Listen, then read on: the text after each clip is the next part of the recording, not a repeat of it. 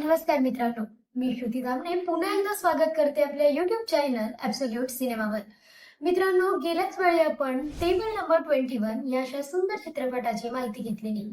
तुम्ही जर व्हिडिओ तो अजून पाहिला नसेल तर या व्हिडिओच्या डिस्क्रिप्शन लिंक मध्ये त्या व्हिडिओची लिंक आहे. मित्रांनो, काही चित्रपट फक्त कथा सांगतात तर काही समाजाला अर्थ धरतात. 1982 साली आलेला उंबरठा हा सुद्धा त्यातलाच आहे, ज्याने फक्त एका स्त्रीचा चेहरा नाही तर तिचं अंतःकरण दाखवलं. सुलभा महाजन, घराच्या भिंतीने बांधलेली पण मन उडण्यासाठी तयार असलेली स्त्री. ती घराचा उंबरठा ओलांडते आणि तिथे तिचं नवीन आयुष्य सुरू होतं, एका नव्या उंबरठ्याच्या पलीकडे. सगळेच उंबरठे घराच्या बाहेर नाही नेत, तर काही उंबरठे हे स्वतःला भेटण्यासाठी असतात. सुलभा त्या पुनर्वसन गृहात ज्या ज्या स्त्रियांना भेटते त्या समाजाने टाकलेल्या पण जिवंत असलेल्या. त्या प्रत्येक स्त्रीमध्ये सुलभाला तिचं प्रतिबिंब दिसतं. तुम्हाला माहित आहे का, सुरुवातीला हा चित्रपट डॉर्वे नावाने हिंदीत बनण्याचा विचार होता, पण गोविंद निलानींनी म्हटलं या चित्रपटाची वेदना मराठी भाषेतच खरीखुरी वाटेल. स्मिता पाटील या चित्रपटाची नायिका त्या सुलभा बनल्या नाही, त्या सुलभाच झाल्या.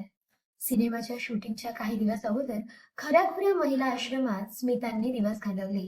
ते त्यांच्यासोबत बसल्या, बोलल्या, जेवल्या आणि राहिल्या आणि त्यांची नजर समजून घेतली. एका सीन मध्ये त्या म्हणतात, मी फक्त आई नाही, मी एक माणूस आहे. हा डायलॉग स्क्रिप्ट मध्ये नव्हता, स्मितांनी तो स्वतःहून ऍड केलेला. निहलानींचा कॅमेरा इथे फक्त नाटक नाही करत, तर तो निरीक्षण करतो. कधीतरी तिच्या चेहऱ्यावर स्थिर राहतो, तर कधी मागे सरकून जणू तिचं एकाकीपण दाखवतो. तुम्हाला माहित आहे, क्लायमॅक्स मध्ये जेव्हा ती स्वतःच्या निर्णयावर ठाम राहते तेव्हा स्मितांनी डबेसाठी नकार दिलेला. त्यांचं म्हणणं होतं, त्या क्षणीच्या माझ्या आवाजात तिचं खरं सत्य.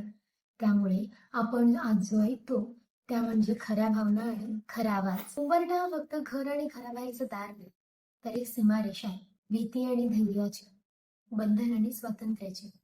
सिनेमातल्या प्रत्येक सीन मध्ये आपल्याला उंबरठा दिसतो, खिडकी, दारात किंवा कधीतरी तिच्या नजरेत. हा सिनेमा स्त्रीवादाची घोषणा नाही, तर हा मानवी स्वातंत्र्याची प्रार्थना आहे.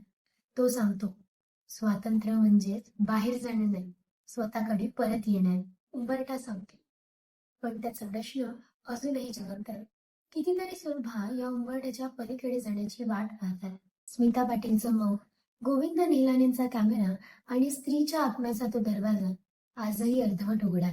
आजच्या व्हिडिओतली माहिती आवडली असेल तर सिनेमा नक्की बघा आणि या व्हिडिओला लाईक, कमेंट आणि शेअर करा.